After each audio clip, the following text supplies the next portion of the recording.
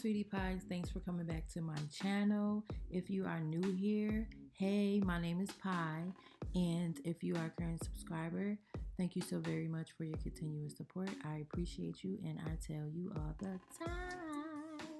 Today I have for you guys a DIY custom t-shirt, and these are the things that you're going to need. You're going to need t-shirts. You're also going to need felt leather panels, or these little sheets that they have at Hobby Lobby. And I was going to use the letters, but I X'd it out. And E6000. I'm going to go on ahead and iron out the shirts to make sure that they're straight, so that the glue and the fabric can adhere as smoothly as possible. Now I'm going to take the scissors that you'll also need and cut out some shapes. I found that when I folded it this way, it made a square. So it was rectangle before, and it made a square, and I kept both pieces along with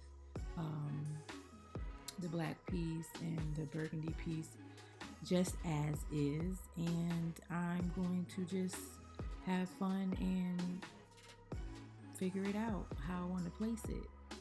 So yeah, that's what I'm doing.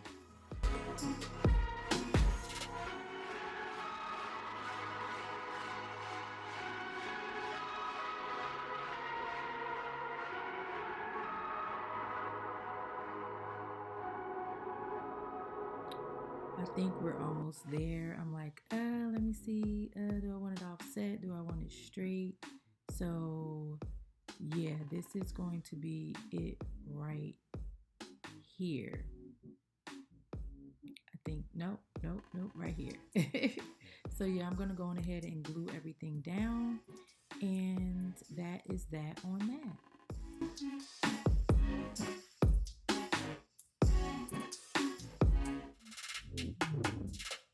First shirt completed, and here is the look. I love it. It came out nice. I'm going to pair this with some Timberlands, the lightest color that you see on the t-shirt. I have some wheat Timberlands to match that, and I think it'll go so cute, and I absolutely love how it came out. Make sure you guys tell me if you recreate this t-shirt. Put it down in the comments. I would love to hear it. So here's the second t-shirt, and I went on ahead and just cut all of them in a square, and then I cut them in triangle pieces. So I'm doing my thing again, just trying to figure out how I'm going to do the layout.